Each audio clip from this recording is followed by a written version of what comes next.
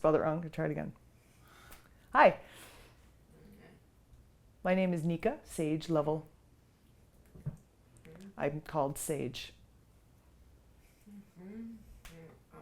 I graduated from Gallaudet University 3 years ago, and my major was psychology. While I was at Gallaudet University, I really gained a lot of knowledge with regards to accessibility and social justice. And after graduation, I moved to Toronto, and I started experiencing a lot of frustrations, experiencing a lot of barriers in society here. And as I dealt with those barriers, I realized that things really needed to change. And I spent a lot of time growing up waiting for change to happen and experiencing frustration after frustration. And then I realized that I had to be part of that change. I had to be active to make that change actually happen. So I moved to Toronto after graduation. I got involved with ORAD, the Ontario Rainbow Alliance of the Deaf. I was there for 2 years, involved with that organization. I also spent time with SOI, supporting our youth, volunteering for that organization. I've also been involved with Tangled, Arts and Disability. And a variety of organizations, such as H3, International News, Hands-On ASL, which is a program that teaches American Sign Language to queer and trans-identified people. I've also started my own initiative, and I'm really focused on accessibility for deaf through the use of American Sign Language. It involves creating vlogs that are online, that are always captioned, and that always have transcripts attached, and that shares information that really allows for, pardon the interpreter, that really allows for accessible information for anyone within the deaf community, because they can see these vlogs in their own language, and they don't have to struggle through English translations and English scripts, so they immediately have access to information via American Sign Language on my vlogs.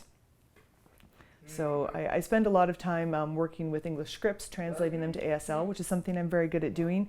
And lately I've been recruiting more deaf people within the community as a way of empowering them and giving them the opportunity to come and help me and create these vlogs. So I've been partnering as best I can with the community at large.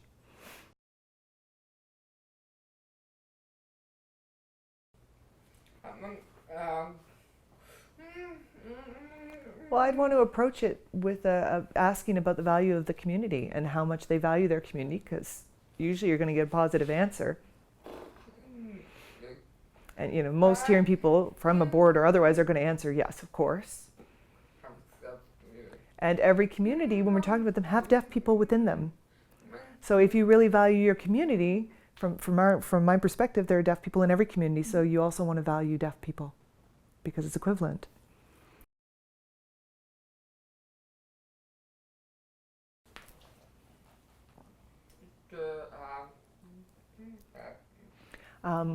Well, specific things come to mind. Wheelchair accessible buildings, obviously. Gender neutral bathrooms. Having scent friendly environments.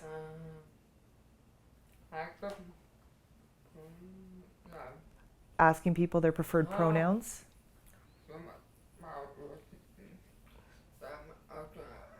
I think too that training should be included. I think organizations should go after some cultural training, anti-oppression training workshops, cultural sensitivity workshops.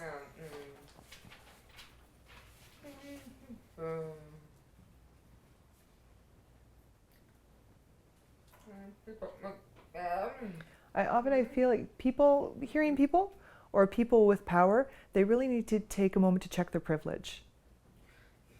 They need to take a moment and really think about how privilege affects everyone, how systematically we see this oppression, and how certain acts or lack of accessibility oppresses small marginalized groups.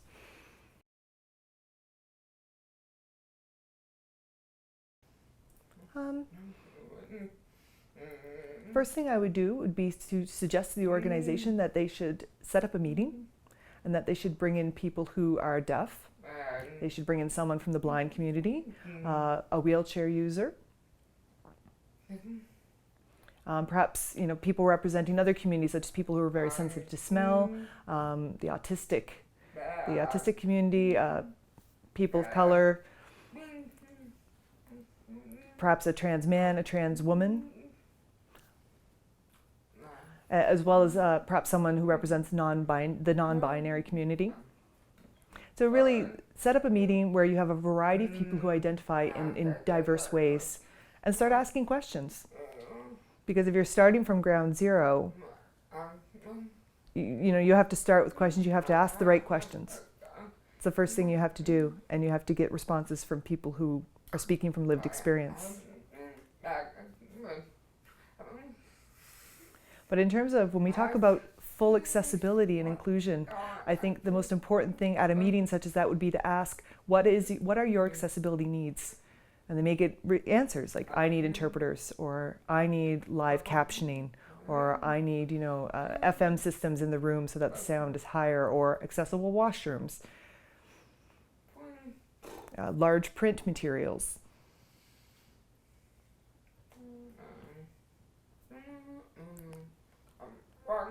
Answers may also include such things as high contrast paper, because white paper may not be suitable for certain people who have certain visual impairments.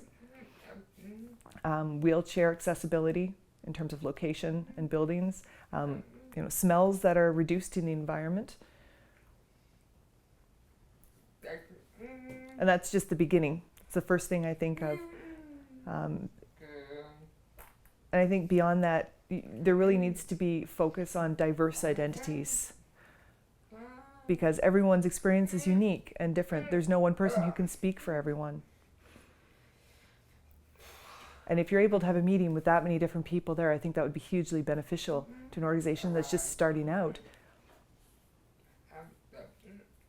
And it'd be nice if there was something to offer those folks at the end, whether it was an honorarium or something to offer them, just to honor their inclusion in this meeting and their willingness to attend. Because a lot of the people that I've just mentioned come from marginalized and oppressed communities. So to be able to honor their presence in that meeting would be a good thing as well.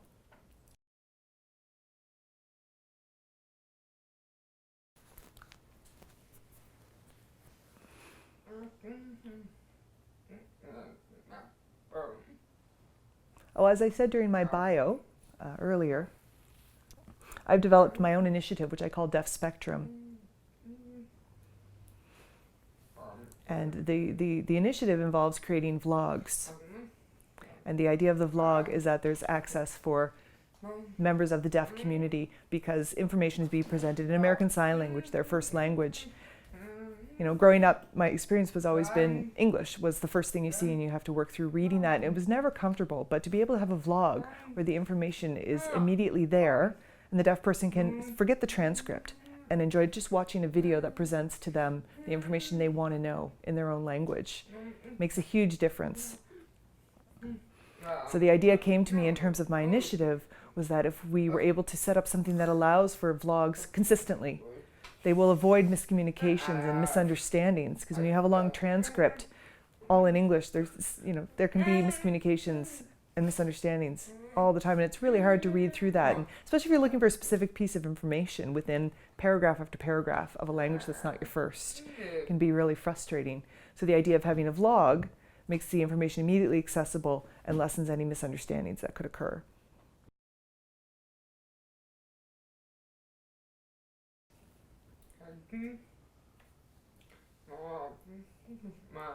Well, in terms of American Sign Language interpreters, there are a few different services. You can go to the Ontario Interpreter Services, which is under CHS, Canadian Hearing Society. So they run the Ontario Interpreter Services. The other organization is Toronto Sign Language Interpreter Services, so it's TSLIS. Interpreters can be booked through TSLIS. There are freelance interpreters available in the community who work for themselves. The Ontario Rainbow Alliance of the Deaf has a queer, trans, LGBTQ friendly interpreter list. And that list was developed specifically with interpreters in mind who are comfortable in that community, and also for safety reasons, so that there are interpreters that are recommended for events within that community specifically.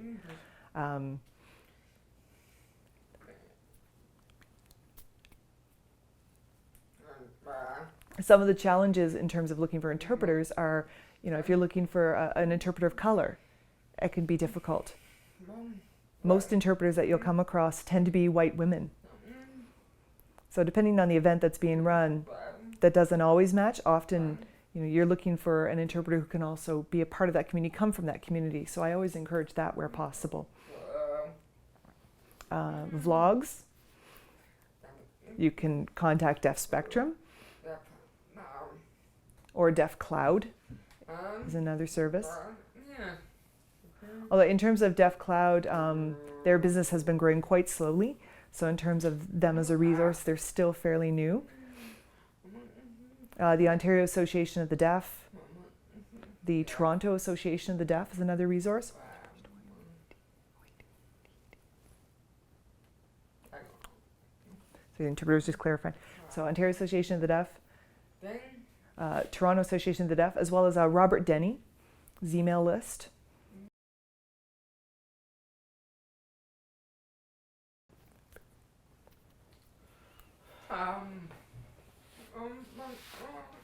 With the Ontario Rainbow Alliance of the Deaf, when I was involved with that organization, they did partner with Support Our Youth, SOY.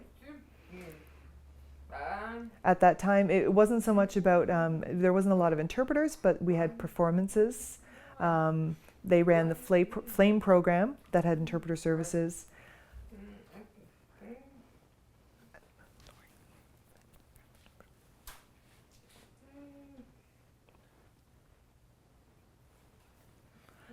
Another program was HEAT, the Human Rights Access Team, that gained a lot more knowledge about interpreters and providing access to those services. And in terms of Tangled Arts and Disability, I've worked with them quite a bit, mainly involved with education on how to get interpreters, how to provide interpreter services, the part that vlogs can play in getting events and the information out to the community. One struggle can be to find interpreters. At times it can be very hard to book interpreters. And often when I'm partnering with these organizations, one thing that I'll suggest is that if an event is scripted, there are deaf interpreters who can be hired, who will come and get the script, translate it to ASL, and sign the event. That way you may not need 2 hearing interpreters, you could have 1. You have 1 hearing interpreter in the audience who is there to support, and they work as a team, but the deaf person is there, has that opportunity, and interprets the event because it was scripted ahead and they were able to memorize it. It works really well in terms of the language you get, because that's the native language of a deaf person. So they're able to really put it out there in amazing ASL, American Sign. They grew up, signing that language. That's their very first language. So they do an amazing job. Sometimes with hearing interpreters who have learned the language as a second language, they deal with all sorts of things from fatigue, mentally and physically, to carpal tunnel syndrome and repetitive stress in their arms. But with deaf people who've grown up with this language, they're able to just beautifully put out these interpretations and provide access and inclusivity that way. So that's one thing that I suggest when we're talking about interpreting services, and the idea of not being able to get hearing interpreters, that if you have a deaf interpreter there, you're empowering someone within the deaf community and giving them that opportunity.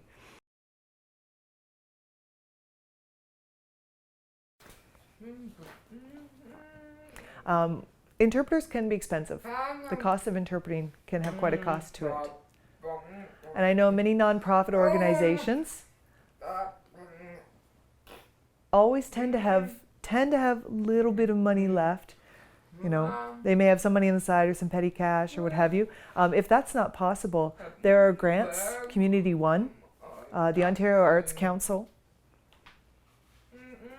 There are quite a number of different grants that are available that can be applied for, and they really love giving money for accessible reasons, for accessibility. So if it's for interpreting costs, that's what they're for.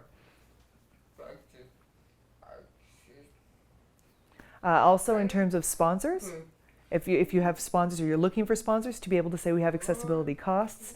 York University, Ryerson University, CUPE,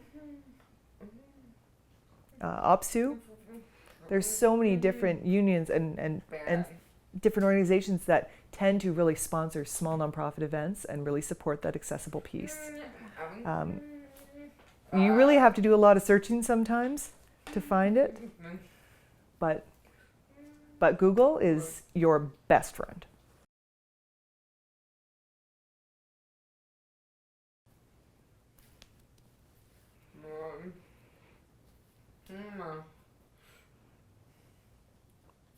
One thing I would say from my experience, feedback forums, not so much. Face-to-face discussions are a much better way to go about getting feedback when you want to ask deaf people how they felt about an event, whether that's with an interpreter or not. But when you send out feedback forms, it's based on English and you're writing answers, versus if you have someone face-to-face and they're able to express in American Sign Language in their own language, it goes much better, and people from the deaf community are much more comfortable.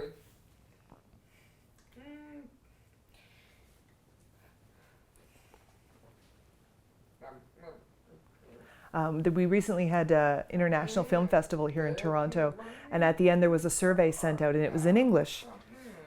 And there were so many deaf in the audience, but they were from, all around the world. There were deaf people from Europe and from various places in Canada and the States. And so in terms of accessibility, English wasn't accessible for them coming from other countries, much less having American Sign Language as a first language. There were people on site who were volunteers, and so they were approached. And many deaf people told them that the feedback forms weren't understood, and they were asked, could you sign these feedback forms to me? In which case that was done, and they were able to access the questions in a signed language, in a visual language.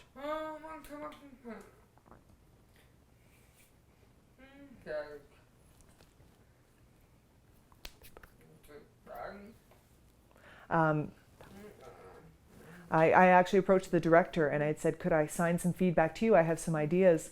And the response was, do you mind just getting it down on paper or getting it down, in text and getting it to me? And I at that point, I sort of felt like the idea that expression for deaf people in terms of comfort and first language is American Sign Language. It wasn't really being thought of, having to work through English and is the grammar right? Is the structure right? Does that actually make the point that I wanted to make in this other language? It's really stressful, and it becomes a barrier. So you end up feeling it's too demanding when you get to that point where you have this feedback and you feel it's really, really important, and you have some really good ideas, but you don't feel comfortable putting it in that other language. So first language, native language is always best. So in terms of the deaf community, that would be face-to-face in sign language. And really what it comes down to is using American Sign Language in all instances.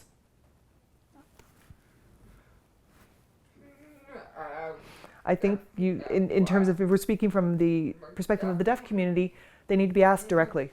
They need to be asked directly, and that's how you know. You may go ahead and start to ask questions. And what often happens actually is a hearing person may start to ask questions to a deaf person, and the deaf person may feel like, it's not a big deal. No, it was great. It's fine. It's fine. But if you actually have a deaf person involved in the feedback process, approaching other deaf, collecting the feedback, the comfort level goes up tremendously because it's a deaf person speaking to a deaf person or communicating with a deaf person. And they'll tend to share a lot more. And they know that the person asking for the feedback can see them from their perspective and know what they're offering, and so the comfort level goes way up in that case.